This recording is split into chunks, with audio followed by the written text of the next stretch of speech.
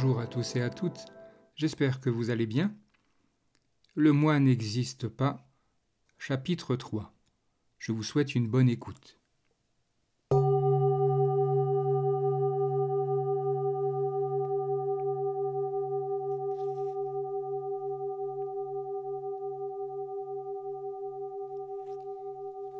Différence entre l'Abhidhamma et le Suttanta.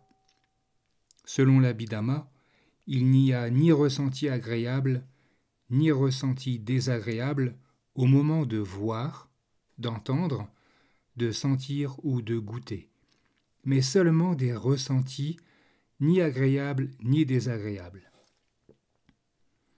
Dans le Suttanta, néanmoins, des discours décrivent comment les trois sortes de ressentis apparaissent aux portes des sens. Certains discours exhortent les bhikkhus à contempler ces ressentis au moment où ils voient, entendent, etc., pour comprendre la véritable nature de ceux-ci. Le Visuddhimagga Mahatthika a expliqué comment les ressentis agréables, désagréables et ni agréables ni désagréables deviennent évidents au moment de voir, d'entendre, etc. Bien que l'on dise que les consciences visuelles sont accompagnées d'équanimité, les résultats des kamas néfastes sont de la souffrance par nature. Le résultat d'un kama néfaste ne peut être agréable. De même, le résultat d'un kama bénéfique est agréable par nature. Tous les actes moraux portent des fruits bons et agréables.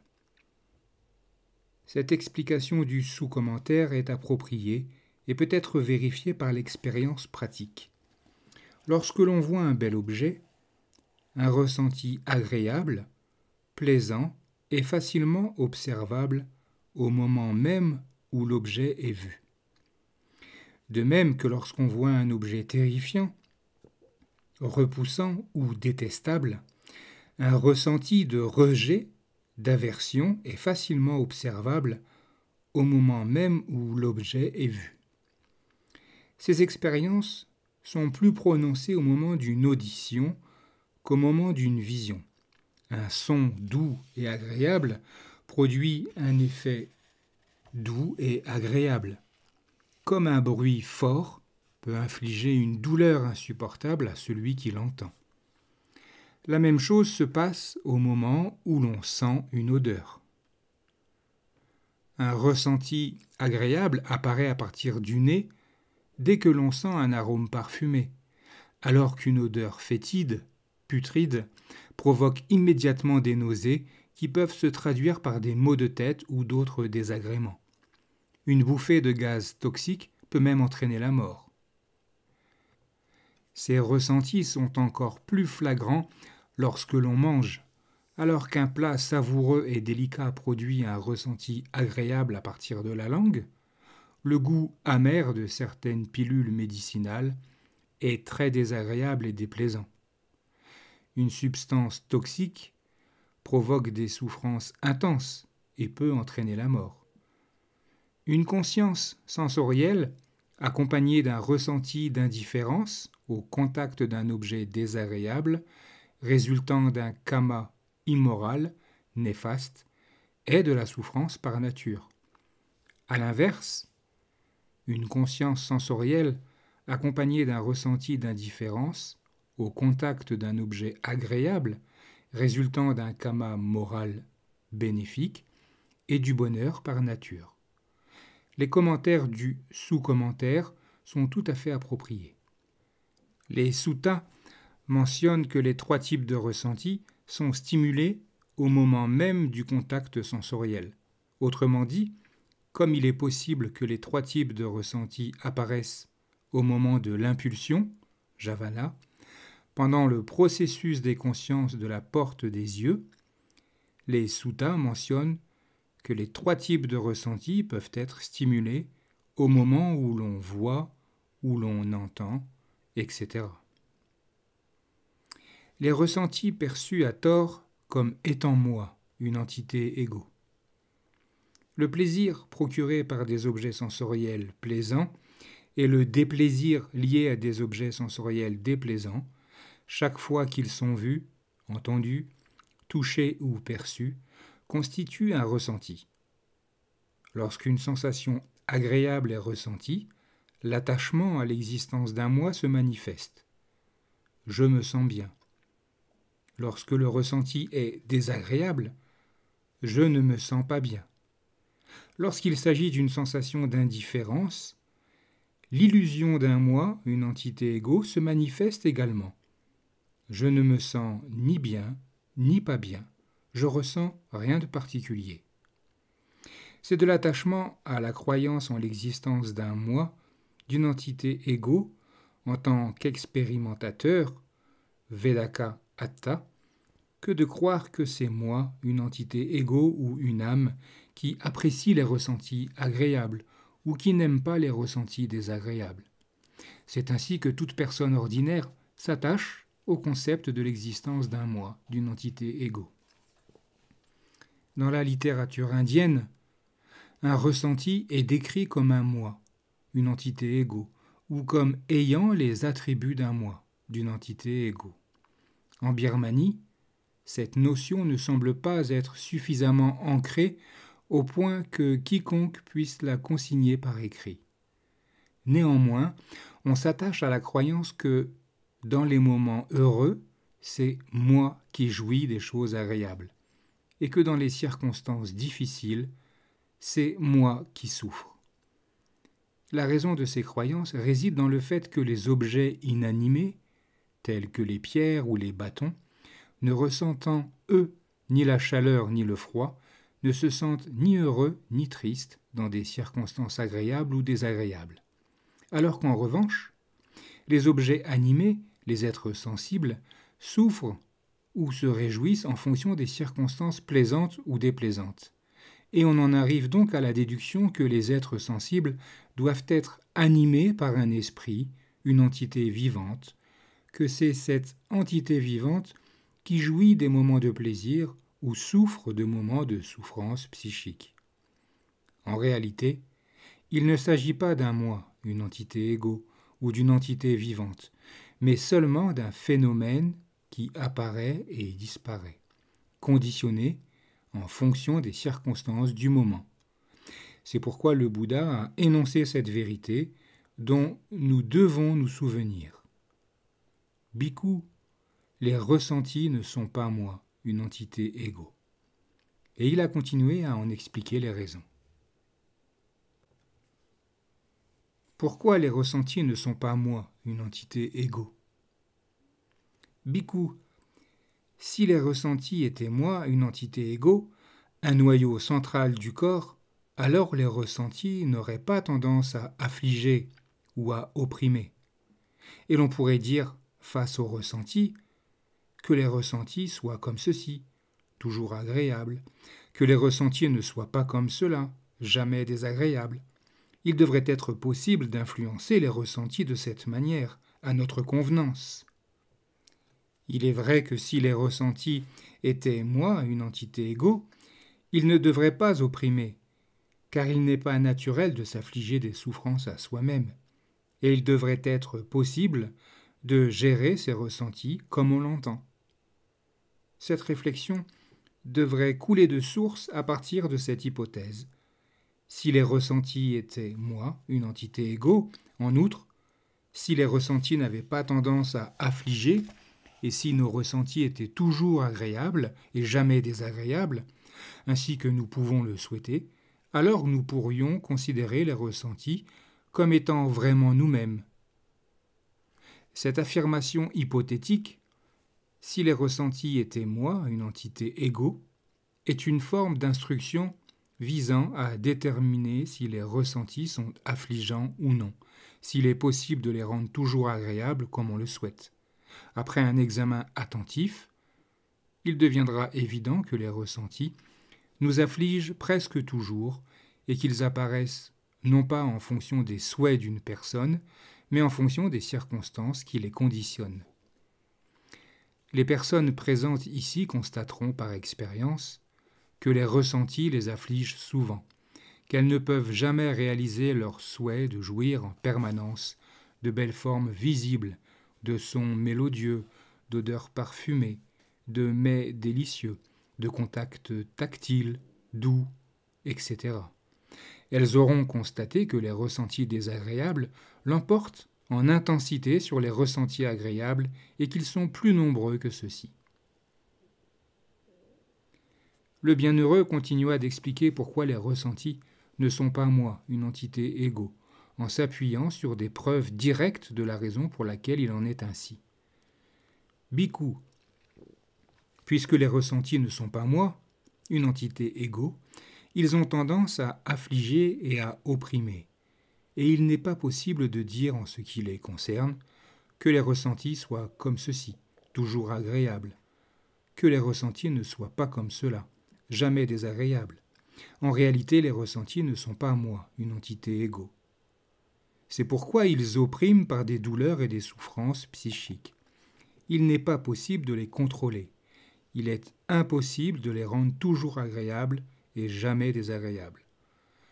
Le bienheureux a donc expliqué que les ressentis ne sont pas moi, une entité égo, qu'ils ne sont pas un noyau central, d'une part parce qu'ils ont tendance à affliger, et d'autre part parce qu'ils ne peuvent pas être gérés comme on le souhaite. Bien qu'il soit évident que les ressentis sont opprimants et incontrôlables, il existe des personnes fortement attachées à des croyances erronées en l'existence d'un moi, d'une entité égo, qui, ne voyant pas de danger dans les ressentis agréables, s'attachent à ces ressentis comme si ceux-ci étaient eux-mêmes des entités égaux et s'en délectent. Un examen attentif révélera toutefois que les moments de joie et de bonheur sont peu nombreux par rapport aux moments de souffrance et d'anxiété. Comment les ressentis oppriment ? Il faut constamment s'accommoder et s'adapter aux conditions pour se maintenir à notre aise. On souffre d'inconfort lorsque l'on est ankylosé, que l'on se sent trop à l'étroit, que l'on a trop chaud, ou que, à moins d'ajuster sa posture, on éprouve des douleurs si l'on reste trop longtemps immobile. La nature opprimante des ressentis est tout à fait évidente dans le cas des yeux, puisque ceux-ci ont besoin d'être fréquemment humidifiés par des clignements de paupières. Sans ces réactions adéquates, la fatigue oculaire devient insupportable. D'autres organes du corps ont également besoin d'adaptations similaires. Même avec des ajustements constants, dans certaines circonstances, une douleur est susceptible d'infliger des ressentis et des souffrances intenses, qui peuvent conduire à des affections et à des maladies graves, voire à la mort. Il existe de nombreux exemples où une personne affligée par incapacité à supporter cette oppression plus longtemps a mis fin à sa propre vie en se suicidant. Les douleurs corporelles et les souffrances que nous venons de décrire ne sont pas entièrement causées par les ressentis. La matière corporelle apporte également sa part d'oppression, étant elle-même à l'origine de souffrances. Dans mes conférences précédentes, sur les souffrances causées par la matière corporelle, j'ai décrit différents types de ressentis qui peuvent être considérés comme des afflictions causées par la matière corporelle. La souffrance psychique, en revanche, est une affliction causée uniquement par les ressentis, sans l'intervention de la matière corporelle. Lors de la mort d'êtres chers, parents, mari ou femme, fils et filles, les ressentis infligent à l'endeuillé tristesse, chagrin et lamentation. De même, la perte de richesse et de biens entraîne une souffrance psychique intense qui peut mener jusqu'à la mort. La frustration et le mécontentement dus à l'incapacité de résoudre les problèmes de la vie, la séparation d'avec des associés ou des amis, les espoirs et les désirs non réalisés sont d'autres formes d'oppression infligées par les ressentis. Même les ressentis agréables, qui sont très réconfortants en donnant du bonheur pendant qu'ils durent, se révèlent être une source de souffrance plus tard. Lorsqu'ils disparaissent, après leur brève manifestation, on en garde un souvenir nostalgique et une tristesse. Et l'on va donc constamment s'efforcer de maintenir un état de bonheur. C'est pourquoi les gens se lancent à la poursuite d'états agréables, même au péril de leur vie. S'ils utilisent des moyens illégaux et immoraux dans cette quête, le châtiment ne manquera pas de les atteindre, que ce soit dans cette vie ou dans les plans d'existence de grande souffrance. Ainsi, des ressentis apparemment agréables infligent également des douleurs et des souffrances. Les ressentis d'équanimité neutre, comme les ressentis agréables, apportent un certain confort et bonheur, mais, comme les ressentis agréables, ils exigent un effort constant pour être maintenus en l'état, ce qui constitue un lourd fardeau. Ni les ressentis agréables, ni les ressentis ni agréables ni désagréables ne perdurent. Étant fugaces par nature, ils requièrent un effort constant dans l'espoir qu'ils continuent de se manifester. Ces actions qui impliquent une lutte permanente constituent la souffrance due aux formations psychiques, Shankara Dukkha. Ceci n'est qu'une brève indication de la nature opprimante des trois sortes de ressentis, agréables, désagréables, et ni agréables ni désagréables. S'il n'y avait pas de ressenti, nous ne pourrions exprimer ni la douleur, ni le plaisir, que ce soit physiquement ou psychiquement. Il n'y aurait pas de souffrance. Prenons l'exemple d'une bûche, d'un poteau, d'une pierre ou d'une motte de terre. Dépourvus de ressenti, ils ne souffrent en aucune façon, même si on les frappe, les bat, les écrase ou les brûle. Ils n'en sont pas affectés. Par contre, le continuum des phénomènes matériels et des phénomènes psychiques qui sont associés au ressenti est affligé de souffrances de toutes sortes.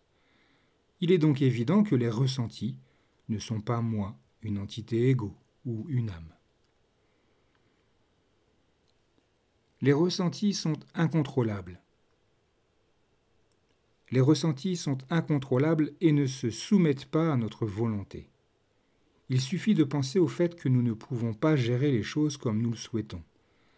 Par exemple, ne voir et n'entendre que ce qui est agréable, ne goûter et ne sentir que ce qui est délicieux et sucré, même si, au prix de grands efforts, nous ne sélectionnions que ce qui est le plus désirable à voir, à entendre, à sentir ou à goûter, ces objets ne sont pas durables. Nous ne pouvons en profiter que pendant un court laps de temps avant qu'ils ne disparaissent. Nous ne pouvons donc pas gérer à notre guise et maintenir un état dans lequel les choses agréables et désirables ne disparaîtraient pas, mais seraient permanentes. Lorsque des objets sensoriels agréables disparaissent, ils sont remplacés par des objets sensoriels indésirables, qui, bien entendu, causent de la souffrance. Il a été dit précédemment que des sons forts sont plus oppressants que les formes visibles, laides, que les odeurs nauséabondes sont pires que les sons forts et qu'un goût répugnant est encore pire. Les substances toxiques absorbées par voie interne peuvent même entraîner la mort.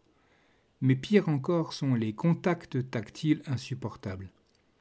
Lorsqu'on est piqué par des épines, blessé dans une chute, blessé par une arme, brûlé par le feu, atteint d'une maladie, la souffrance qui s'ensuit est très opprimante.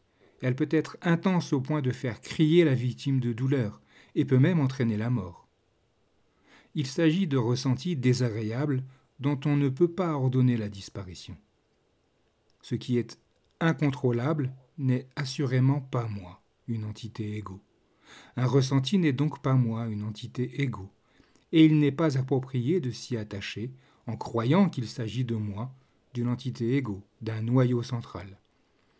Ce que j'ai décrit jusqu'à présent ne concerne que les ressentis éprouvés dans le monde humain. Les ressentis des 4 plans d'existence de grande souffrance sont bien plus atroces. Les animaux, tels que le bétail, la volaille et les porcs, doivent faire face aux tourments presque en permanence, sans personne pour les aider ou les protéger contre ces afflictions. Si les fantômes affamés, les pétas, souffrent plus que les animaux, ce sont les habitants de l'enfer, Niraya, qui souffrent le plus. Nous ne pouvons pas nous permettre de faire preuve d'insouciance en pensant que ces 4 plans d'existence de grande souffrance n'ont rien à voir avec nous. Tant que nous n'avons pas réalisé le stade de noble, il est toujours possible que nous devions faire face aux souffrances propres à ces 4 plans d'existence. Par conséquent, comme les ressentis génèrent de l'affliction dans chaque existence, ils ne peuvent être considérés comme un moi, une entité égaux, ou le noyau central d'un être individuel dans aucun de ces plans d'existence. Et il n'est pas possible de commander aux ressentis désagréables de ne pas se manifester. Les ressentis indésirables apparaissent par eux-mêmes. La souffrance psychique, que nous ne voulons pas voir se manifester, le fait néanmoins. Tout cela prouve le caractère incontrôlable des ressentis. Chaque être est confronté à des ressentis qui ne peuvent être gérés et qui, par conséquent, ne peuvent pas être moi, une entité égaux, ou un noyau central. Je le répète.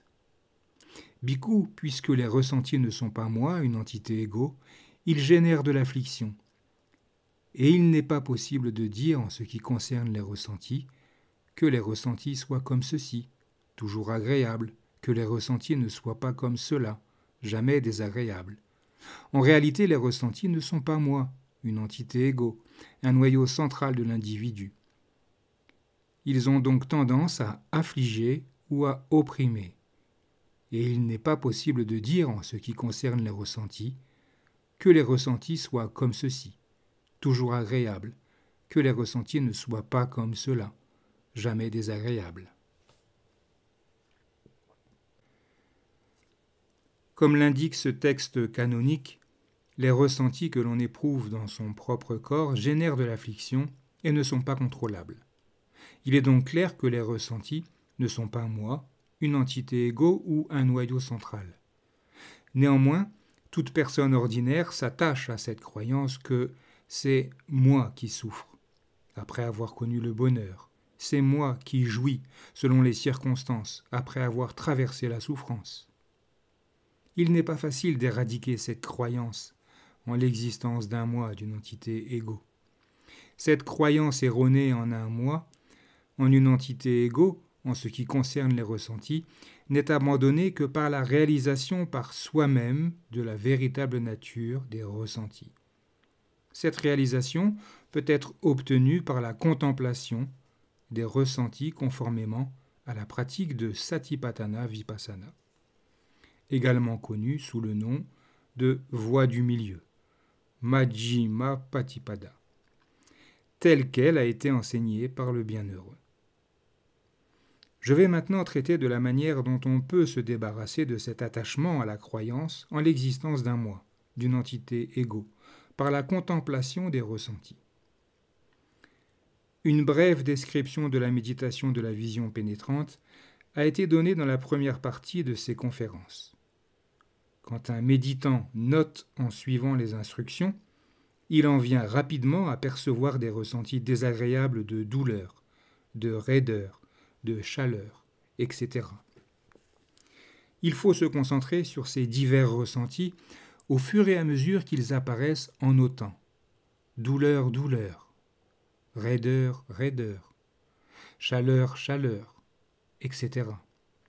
Au cours de la phase initiale, lorsque la concentration est encore faible, ces ressentis pénibles peuvent devenir de plus en plus intenses. Cependant, un méditant doit supporter la douleur et l'inconfort aussi longtemps que possible et continuer de noter les différents ressentis au fur et à mesure qu'ils se présentent. Au fur et à mesure que la concentration se renforce, la douleur et l'inconfort perdent progressivement de leur intensité et commencent à s'estomper. Avec une concentration très profonde, ils disparaîtront comme s'ils avaient été retirés par la main, au moment même où ils sont notés. Ces ressentis peuvent ne plus jamais revenir troubler un méditant. Comme exemple d'une telle cessation des ressentis, nous lisons que le vénérable Mahakashapa et d'autres ont été soulagés après avoir écouté le discours sur le Bojjhanga Sutta, des afflictions qu'ils avaient endurées suite à l'ingestion d'aliments nocifs. Cependant, avant qu'ils ne parviennent à une forte concentration, un méditant pensera qu'un ressenti douloureux disparaît à un endroit pour réapparaître sous une autre forme ailleurs. Lorsque ce nouveau ressenti est noté avec attention, il disparaît pour être remplacé par un autre type de ressenti à un autre endroit. Lorsque l'on a observé pendant un temps suffisant que les ressentis pénibles apparaissent et disparaissent de cette manière, un méditant se rend compte qu'il s'agit d'un ressenti opprimant. Les ressentis sont toujours opprimants. Il est impossible d'empêcher les ressentis désagréables d'apparaître et ils sont incontrôlables. Les ressentis agréables, comme les ressentis désagréables, ne sont pas moi, une entité égaux. Ils ne sont pas un noyau central de l'individu. C'est cela la connaissance directe de la contemplation de l'inexistence d'un moi, d'une entité égaux.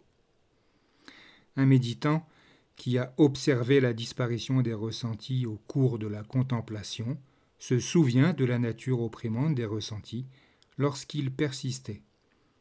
Il sait que les ressentis ont disparu, non pas parce qu'ils l'auraient voulu ou qu'ils auraient obéi à l'ordre de le faire, mais en raison des conditions nécessaires créées par la concentration du pouvoir psychique.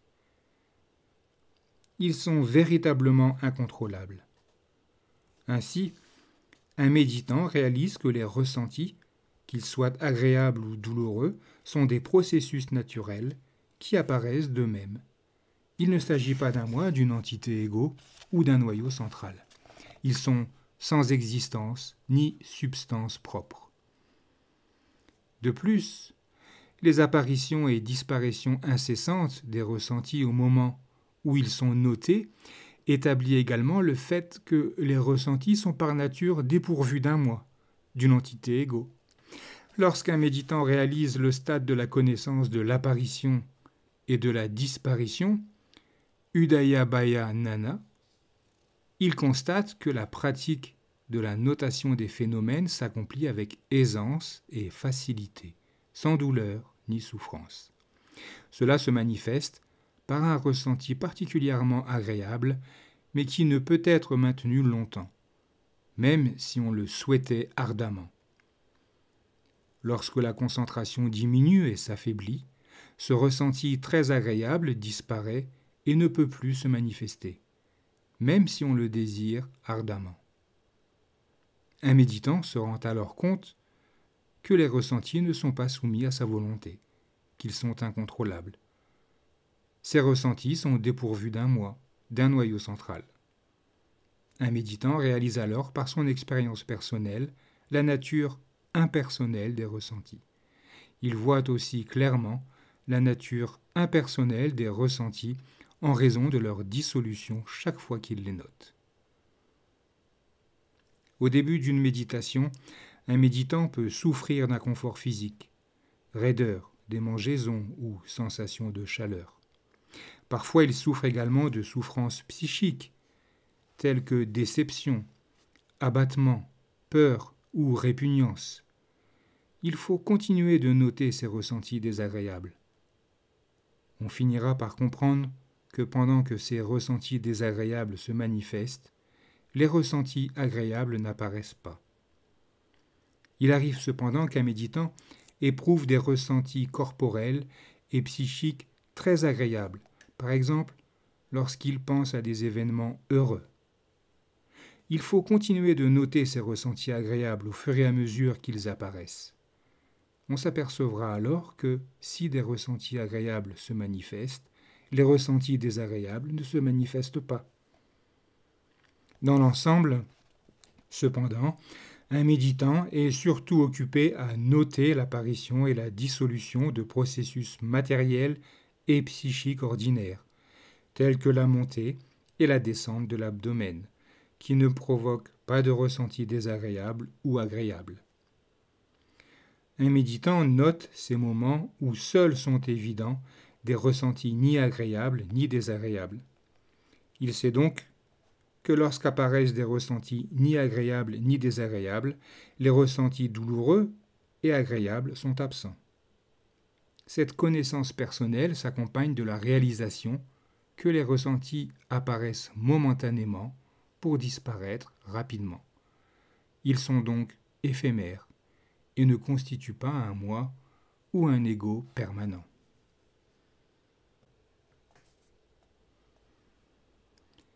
Le Dighanaka Sutta. À ce stade, j'aimerais inclure le Dighanaka Sutta dans ma conférence, car il offre une bonne illustration de la manière dont une telle réalisation se produit.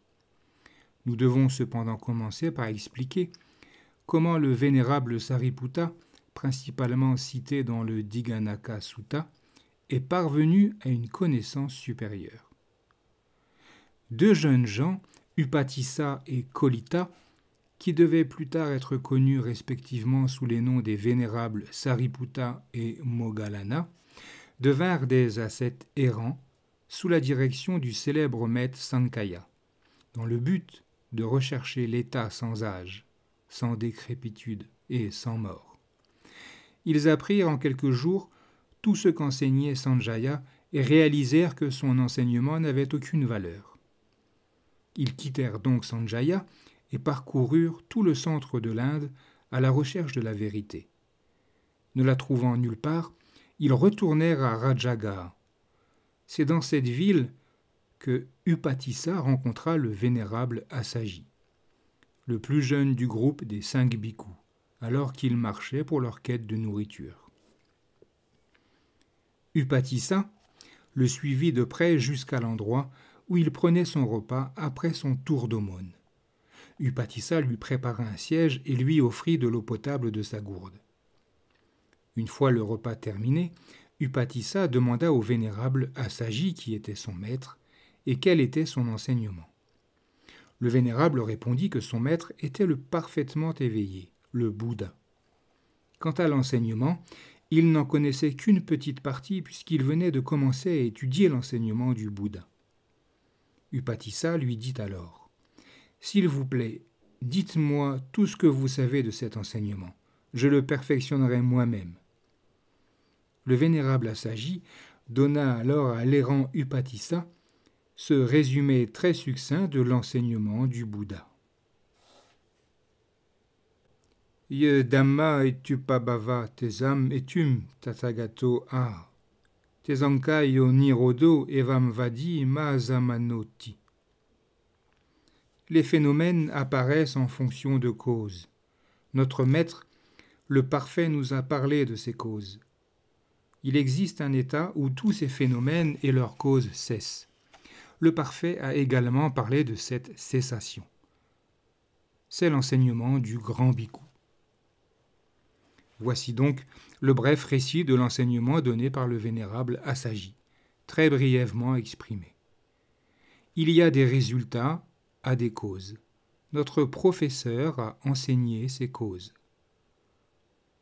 Cependant, cet enseignement condensé fut suffisant pour que l'errant Upatissa voie la lumière du Dhamma, atteigne la connaissance de la première voie et réalise l'entrée dans le courant.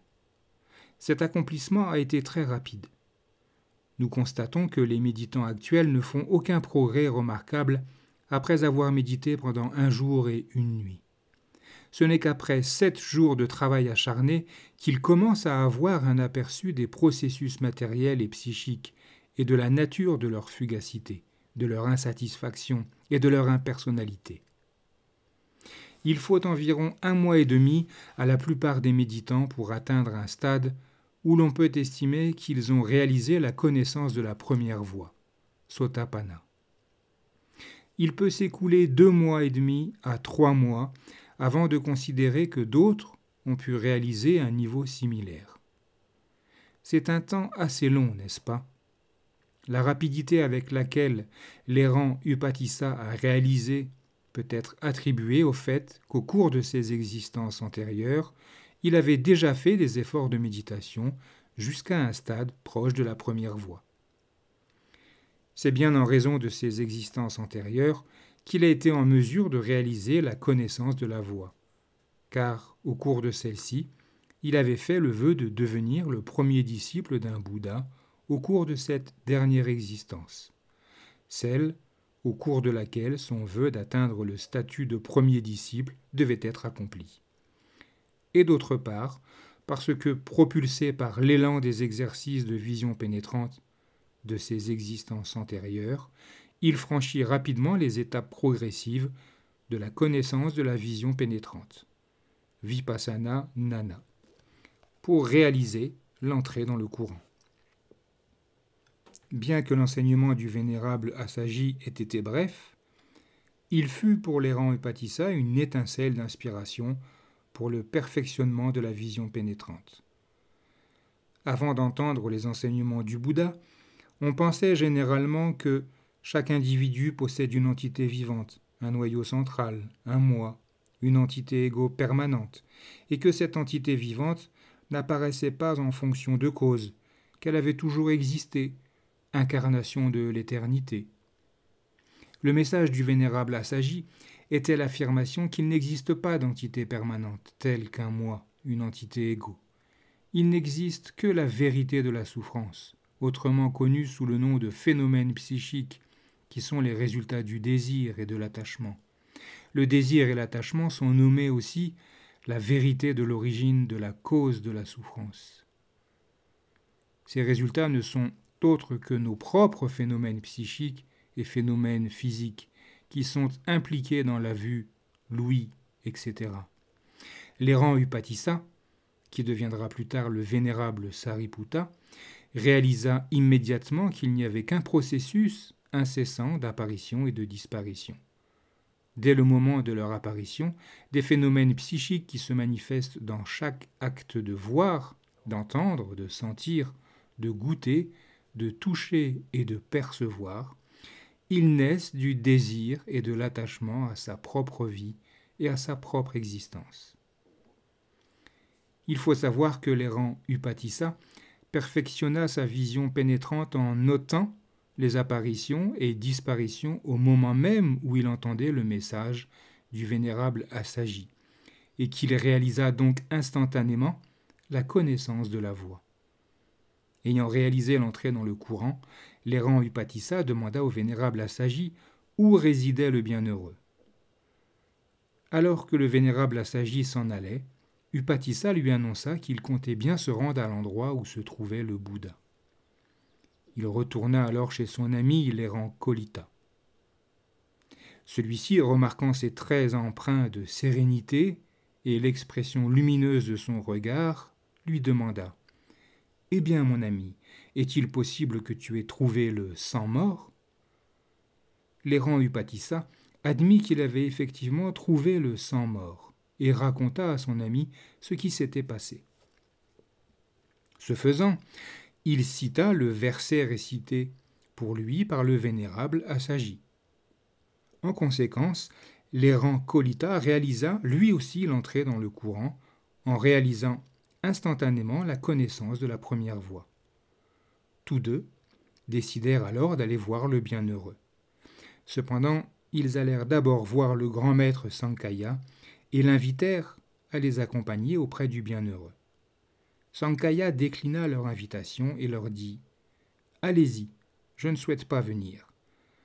Semblable à une jarre de grande contenance, je ne peux pas devenir un pot de transport d'eau en devenant le disciple de quelqu'un. » Les deux amis insistèrent. « Le bienheureux est un être véritablement éveillé. Les gens iront plutôt vers lui. » L'errant Sankaya leur répondit « Ne vous inquiétez pas pour cela. Il y a plus d'imbéciles que de sages en ce monde. Les sages iront voir le Samana Gotama. Les fous, qui constituent la majorité, viendront à moi. Allez-y à votre guise. » De nos jours, il y a beaucoup d'imposteurs et de faux enseignants religieux qui ont des opinions comme celle de cet errant Sankaya. Les gens devraient vraiment se méfier de ces enseignants. Les errants Upatissa et Kolita se rendirent ensuite auprès du bienheureux accompagnés des 250 errants qui les avaient suivis. Après avoir écouté le discours du bienheureux, Ces derniers devinrent des Arahats. Les deux principaux errants et les 250 disciples qui avaient réalisé l'état d'Arahat demandèrent à être admis dans l'ordre. Le bienheureux leur donna l'ordination en disant « Venez, Bhikkhu, eta bhikkhavo ». Dès lors, l'errant Upatissa fut connu sous le nom de vénérable Sariputta et l'errant Kolita sous celui de vénérable Mahamoggallana. Après avoir été ainsi ordonnés, ils continuèrent de pratiquer la méditation. Le vénérable Moggallana réalisa le stade d'Arahat dans les 7 jours qui suivirent son ordination. L'ancien Sariputta, quant à lui, demeura fermement dans la méditation de la vision pénétrante jusqu'au jour de la pleine lune de février, pratiquant la méthode étape par étape, Anupada, passant en revue et analysant avec une vision pénétrante tous les niveaux de connaissance, l'un à la suite de l'autre. En ce jour de pleine lune de février, l'errant Diganaka, qui était resté avec le maître Sankaya, réfléchissait ainsi. Mon oncle Upatissa, lorsqu'il allait voir d'autres maîtres religieux, revenait toujours rapidement. Mais pour cette visite au Bhikkhu Gotama, il est parti 15 jours et n'a toujours pas donné de ses nouvelles. Et si je le suivais pour savoir si l'enseignement de Gotama a une quelconque valeur? Il se rendit donc là où se trouvait le vénérable Sariputta pour s'enquérir des enseignements du bienheureux. Voilà pour la fin de ce chapitre 3. Il me reste à vous souhaiter de belles journées, de belles méditations, et je vous dis à bientôt.